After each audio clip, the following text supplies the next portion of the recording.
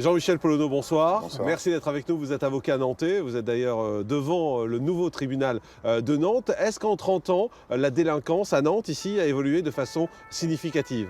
J'allais même vous faire une rétrospective sur 35 ans, vu que je suis avocat depuis 35 ans. La délinquance est foncièrement différente. Jusqu'à il y a 20 ans, 15-20 ans, la délinquance était une délinquance, ce qu'on appelait le milieu nantais. Comme il y avait un milieu lyonnais, milieu grenoblois, milieu marseillais, milieu bordelais. Et c'était une délinquance de gens tous quasiment issus du port, docker en fils de docker. Le quai de la Fosse était le haut lieu des bars, ce qu'on appelle bar à bouchons, ou d'autres diront... Le quai de la Fosse, c'est le quai qui est juste derrière moi, c'est ça? Qui est juste là. Ouais. C'était ce qu'on appelait les bars à putes. Et tout ça était régi, bien tenu. Bon, les relations entre les policiers et les truands, entre guillemets, étaient des relations, je ne peux pas dire amicales, mais il y avait des relations de respect profond. Jamais un délinquant, un truand n'aurait tiré sur un policier. Maintenant, on voit ça de plus en plus couramment. Il y avait aussi, si vous voulez, une autodiscipline entre eux. Bon, des fois, il y avait des règlements de compte. J'ai perdu nombre de mes clients par élimination. Parce que vous-même, vous étiez avocat de nombre de personnes du milieu nantais.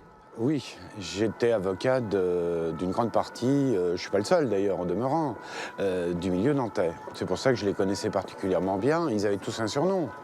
Le petit, le grand, la guiche, et je vous en passe, et des meilleurs. Mais ce milieu nantais, qu'est-ce qu'il est devenu aujourd'hui? Il a quasiment totalement disparu. Il a complètement disparu, d'abord par élimination naturelle, ou plutôt artificielle, un peu comme en Corse. Règlement de compte? Règlement de compte. Et puis, bon, c'est les garçons qui ont maintenant 70 ans, 75 ans. Et il n'y a pas eu de successeur? Et il n'y a pas eu de successeur. Pourquoi? Tout simplement parce qu'il y a eu une immigration dans la délinquance. Une immigration comme une immigration dans la politique. Et là, la délinquance s'est complètement transformée. Et c'est d'ailleurs délocalisé.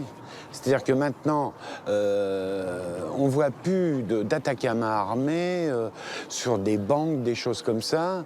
On voit des attaques à main armée minables, de petites bijouteries, de boulangeries, pour 4 fois rien. Mais quand je vous écoute, vous avez l'air de regretter cette époque où la mafia était très présente.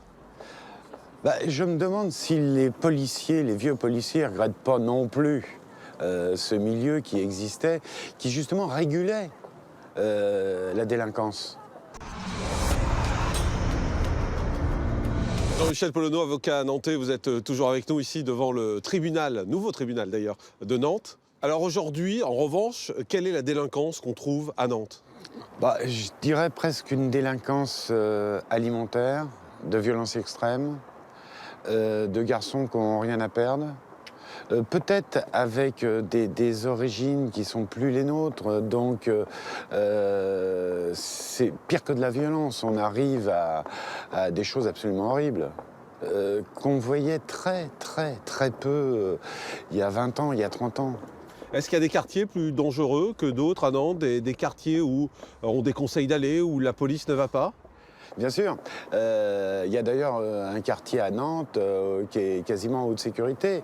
C'est-à-dire que ça s'est déplacé dans les banlieues, dans les cités défavorisées. La délinquance dans le centre, il y en a quasiment plus, si ce n'est une délinquance d'alcooliques, de bagarres le soir, et de violences suite aux consommations d'alcool, c'est tout.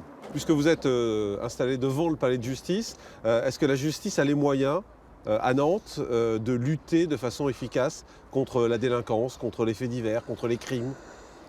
La justice, est-ce qu'elle a les moyens? Évidemment qu'elle a les moyens.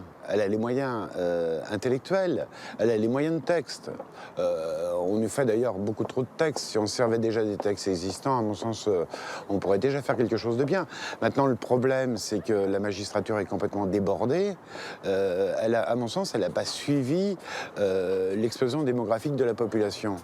Si on prend le nombre de magistrats qu'on avait en 77, quand j'ai prêté serment, on était à peine 100 avocats au barreau. Maintenant, on va atteindre les 800. Les magistrats, on ne les a pas multipliés par 8. Mais il y a surtout une chose qu'on n'a pas multipliée par 8, c'est ce qu'on appelle le SPIP, etc. C'est-à-dire le suivi des condamnations. dans le temps, pour un cambriolage de nuit, à plusieurs, avec effraction, c'était la cour d'assises. Maintenant, on a correctionnalisé. Les magistrats ont tenté de pallier au manque de place dans les prisons. Ce qui fait qu'on arrive avec des sursis mis à l'épreuve ou des bracelets électroniques. Les bracelets électroniques, on en a, je pense, assez. Mais le personnel de surveillance, de sursis mis à l'épreuve, d'application de sursis mis à l'épreuve est largement insuffisant.